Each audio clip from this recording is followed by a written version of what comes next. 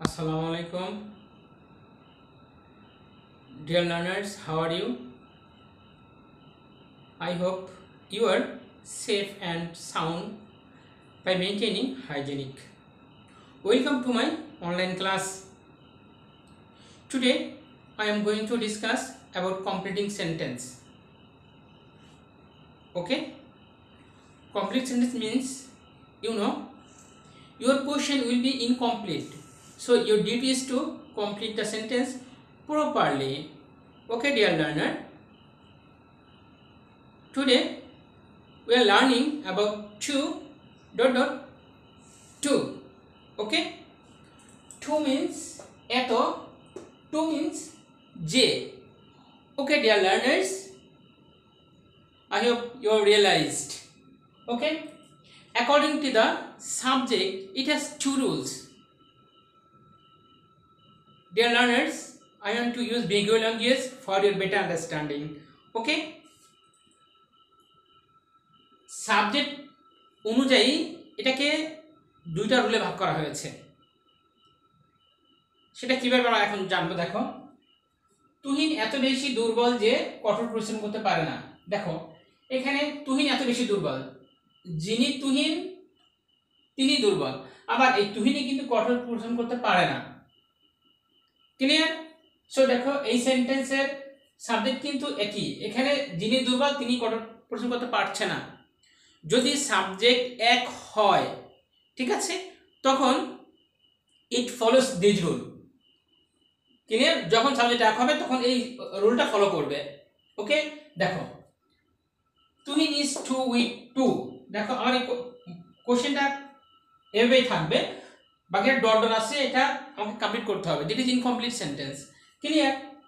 ওকে, তাহলে দেখো, আমার সাবজেক্ট দিয়ে আছে তুহিন, তারপরে ভার্ব 1 ভার্ব 2। ভার্ব হলো এখানে verb present form, that means এখানে এম ইজ থাকে কখনো, আবার এখানে কখনো ভার্ব 2 থাকে। ভার্ব 2 মিন্স এখানে আমি ভার্ব পাঁচ ফর্ম বোঝাচ্ছি, দ্যাট মিন্স অজয়ও থাকতে পারে কখনো কখনো।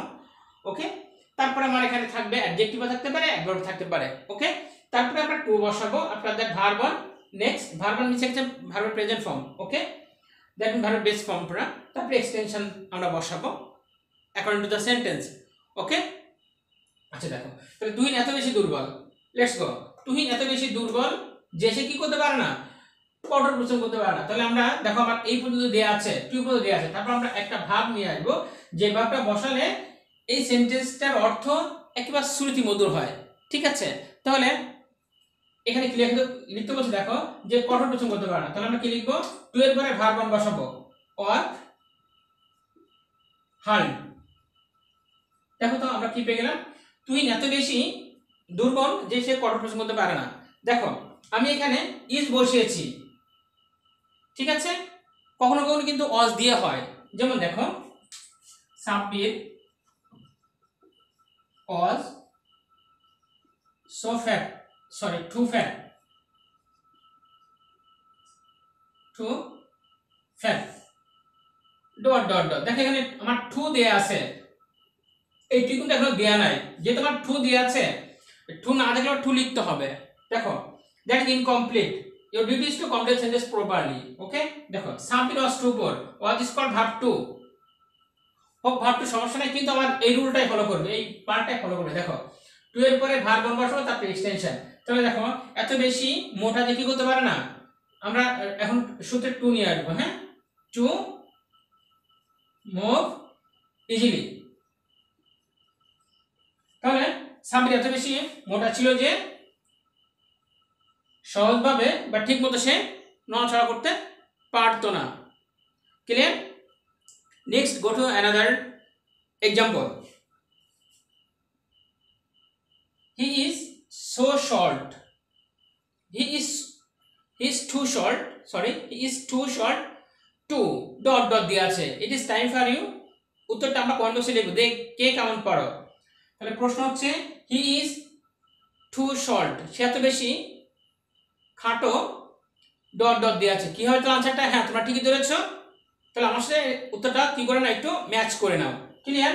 তাহলে he is too short, answer কি হবে, আমরা টু নিয়ে আসবো, তারপরে ভার্ব 1 নিয়ে আসবো, তারপরে এক্সটেনশন। তাহলে উত্তরটা কি হবে, he is too short to touch the roof, সে এত বেশি খাটো যে কি করতে পারে না, ছাদটা স্পর্শ করতে পারে না।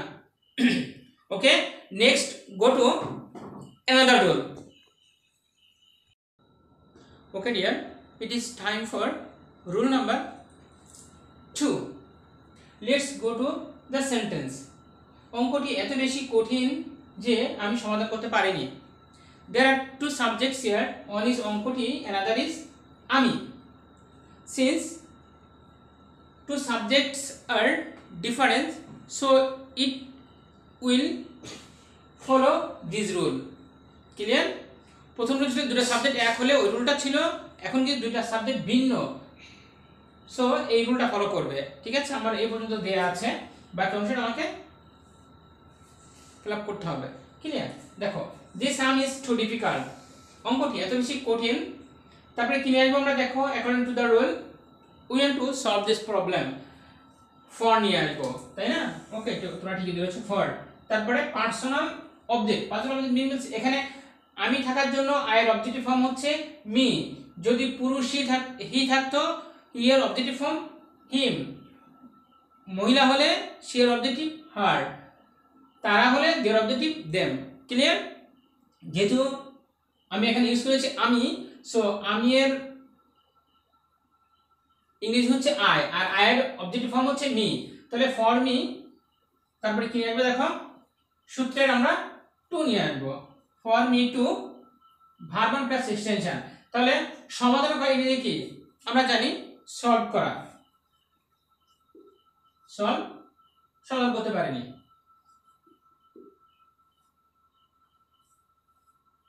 আমি এটি সমাধান করতে পারিনি। দেখো, this sum is too difficult for me to solve it, অঙ্কটি এত কঠিন ছিল যে আমি এটা কি করতে পারলাম না, সমাধান করতে পারলাম না। ক্লিয়ার? তাহলে সাবজেক্ট এক হলে প্রথম রুলটা টু এর পরে ভার্ব প্লাস এক্সটেনশন, যে সাবজেক্ট ভিন্ন হয় তখন অ্যাডজেক্টিভের পরে ফর বসাবো, তারপরে পার্সোনাল অবজেক্ট বসাবো, তারপরে to, after that verb plus extension. Clear? So let's go to another example for your better understanding, then it will be easy for you. Clear? বোঝাটি এত ভারী ছিল যে তারা বহন করতে পারেনি। ঠিক আছে, এত ভারী ছিল যে এটা কিন্তু কখনো প্রেজেন্ট টেন্স হতে পারে, কোনো পাস্ট টেন্স হতে পারে, আমি কিন্তু প্রথমটা দেখিয়েছি। তো বোঝাটা এত ভারী ছিল যে, এত বেশি ভারী ছিল, so it is called past tense. Clear? তাহলে the load was too heavy, বোঝাটি এত ভারী ছিল যে তারা বহন করতে পারেনি। তাহলে তারপরে কি হওয়ার কথা, আমরা ফর নিয়ে আসবো, তাই না? ফর নিয়ে আসবো, তারপরে কি নিয়ে আসবো, পার্সোনাল অবজেক্ট নিয়ে আসবো, যে তারা আছে দে, দের অবজেক্টিভ ফর্ম দেম, তাহলে ফর দেম, তারপরে কি নিয়ে আসবো, টু নিয়ে আসবো, টু এর পরে ভার্ব অন, তাহলে for them to carry it, carry বহন করা আমরা জানি। ঠিক আছে, তাহলে আমরা উত্তরটা কি পেলাম, দেখো, the load was too heavy for them to carry it. Clear? Dear learner, we are passing natural hazard like coronavirus, so আমরা বাসায় থেকে টাইমগুলো আইডিয়ালি পাস করছি, আর তোমাদের টাইমটা প্রপার ইউজ করার জন্য আমার এই ক্ষুদ্র আয়োজন। যদি আমার ক্লাসগুলো তোমাদের ভালো লাগে এবং তোমরা ভালো করে বুঝতে পারো, তাহলে মনে করবো আমার ক্লাসটা সার্থক হয়েছে। ঠিক আছে, আবার দেখা হচ্ছে নতুন কোনো ভিডিও নিয়ে। টিল নাও তোমরা ভালো থাকবে। Thank you for watching my